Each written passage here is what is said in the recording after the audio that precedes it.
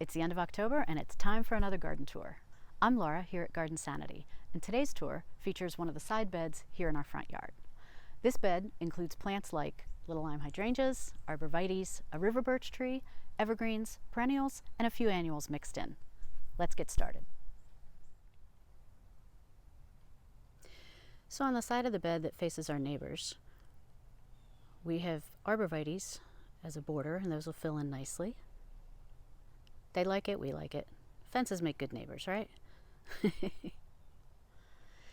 You can see the limelight hydrangeas and the river birch, the base of the river birch.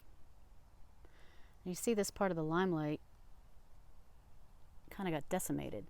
If you go to the link that appears above in the corner there, it's a link to a video I did about trees and hydrangeas turning brown after the tropical storm that we had in the summer. And again, although I showed you this in that video, this is what happened to these poor flowers. You know, they almost look nothing, look at these petals. They almost look nothing like hydrangea petals. So this side got hit by salt, and you can see more about that in that video. I won't bore you with that again. We've got dwarf Mugo Pines, 3 of them. They're all the same. They were planted at the same time, but they're growing a little differently. This one, as you can see, pardon my crunching feet in the stone, but this one you can see it's almost a little yellow to it. It really gets full sun. Whereas this one back here is growing a little bit more open. It gets more shade from the river birch. This one definitely got some salt damage. So all 3 are growing a little differently right now. I'm keeping it real here, and I'm showing you all the leaves. Look at all the leaves that fell from the river birch tree. And yeah, I do pick these out and then they come back.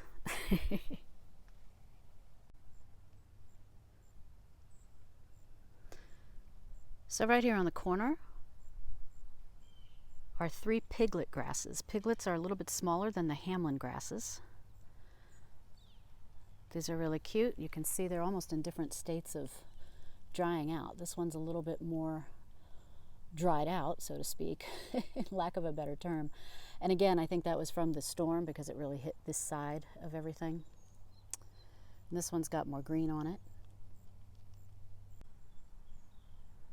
There's actually 3 grasses here, although it definitely looks like it's sort of one big one from this angle. There's another one nestled right back here, and this one's got some of those really pretty fluffy seed heads on it. Really nice. And then a winter Gem Boxwood, which I absolutely love.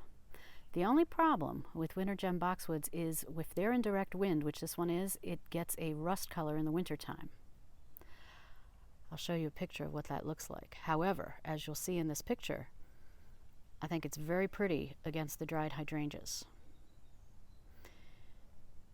Here's more of the limelight hydrangeas as they look now, today. And you see they're mostly drying. We've got a couple pretty rose colors here.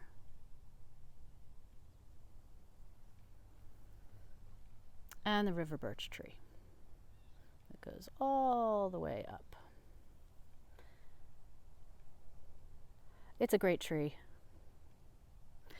I wish I could say it's low maintenance, but it got murdered by the tropical storm. You see all these spots? Ugh, it's just a mess. I'm not even going to care about it until next year. I'll just look at pretty things, like these hydrangeas. These hydrangeas all look really pretty. They obviously didn't get affected by the storm the way the winds came. And if you look real close, look what we got here. A new one, or newer, I should say. That is so pretty.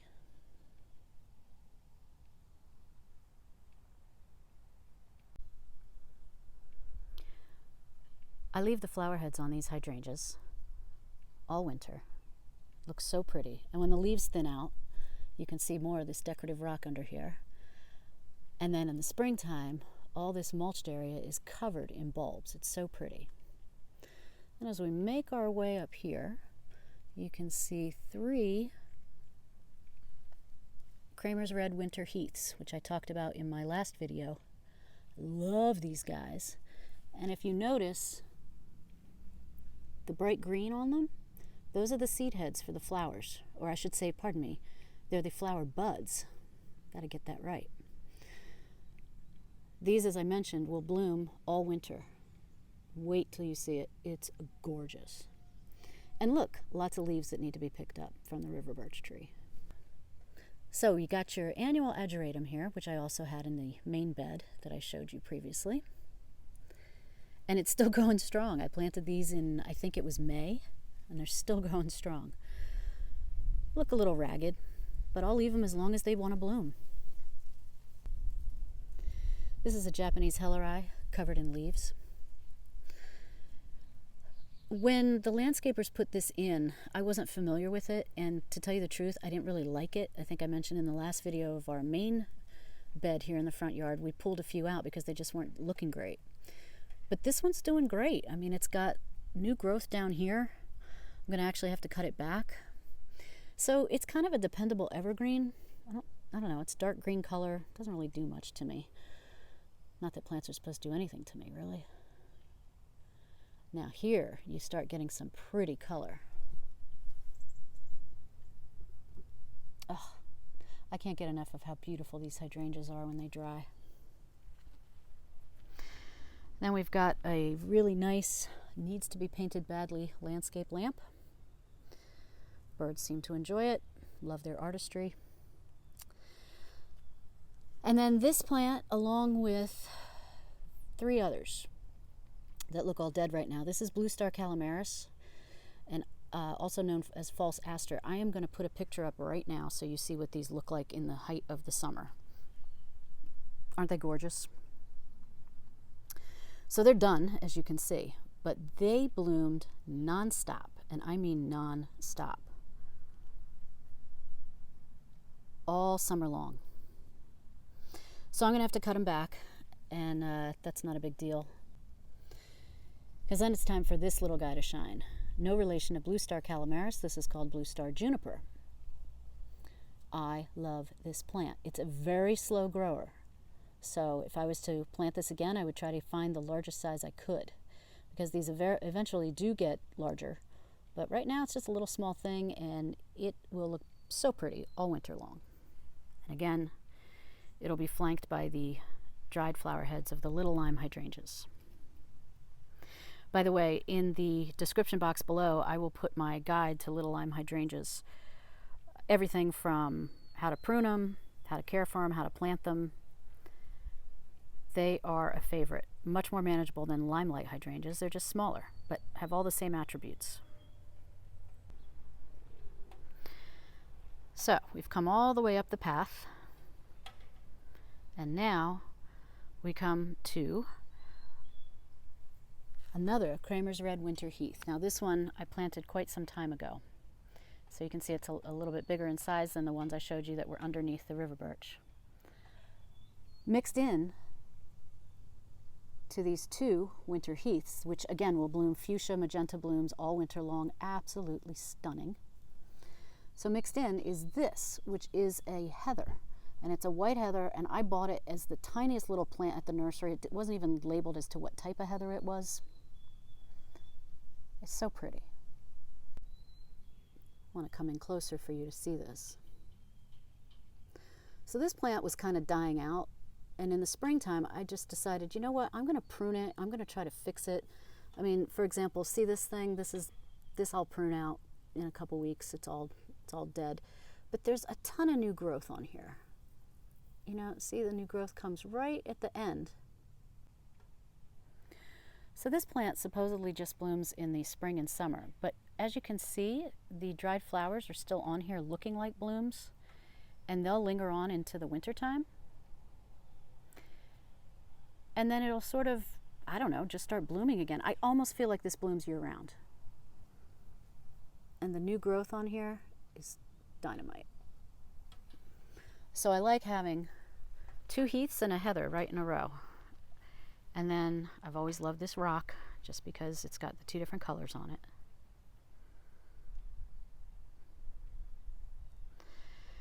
So down here I planted 3 Lucky Star pink annuals. And we've got some flowers still going on this one. They didn't really do much. They were cute. They were pink all summer, so I shouldn't say they... I'm sorry, Lucky Star. That's not nice for me to do that to you. I'm sorry. You guys were actually really good flowers all summer. But I just thought you were going to get a little taller than you did. Didn't really get that tall. I mean, you can see the height isn't really that big a deal. And then next to that we have a knockout rose bush, which I had transplanted from the middle bed to make room for the Fothergilla, which was in this bed that I put into the middle bed.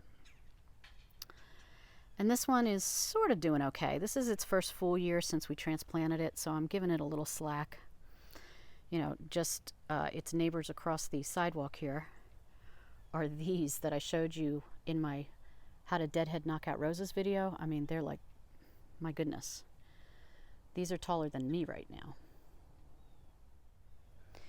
And of course, all up and down this bed are Arborvitaes, up to the River Birch, that is.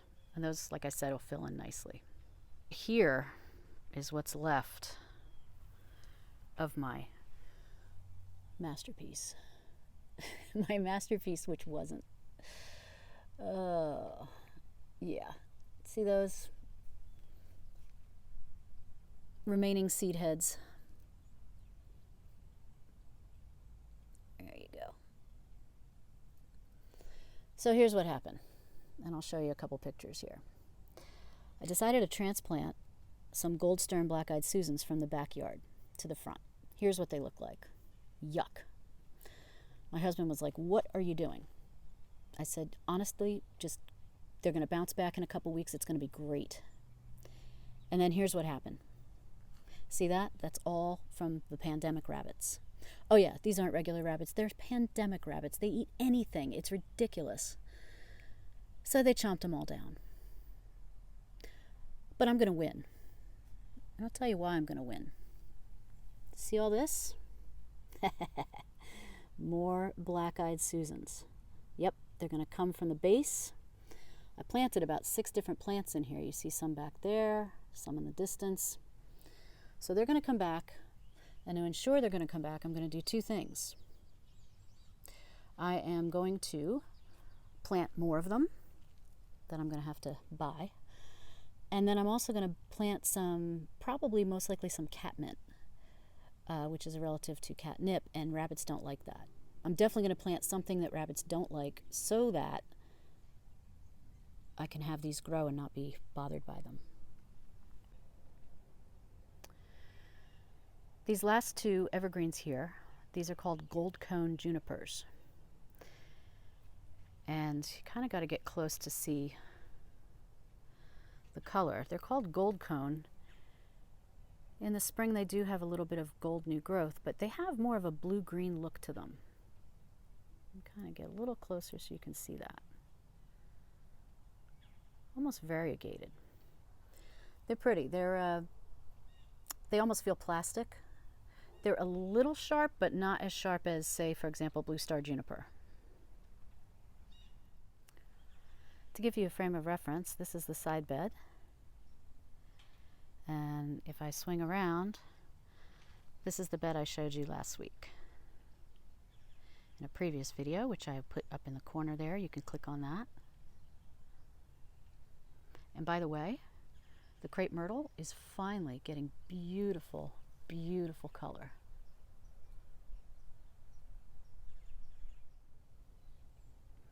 So there you have it. One of the side beds in our front yard in the end of October. I hope you enjoyed it. I hope this inspired you. If you have any questions, leave them in the comments. And I'll be back soon with another tour.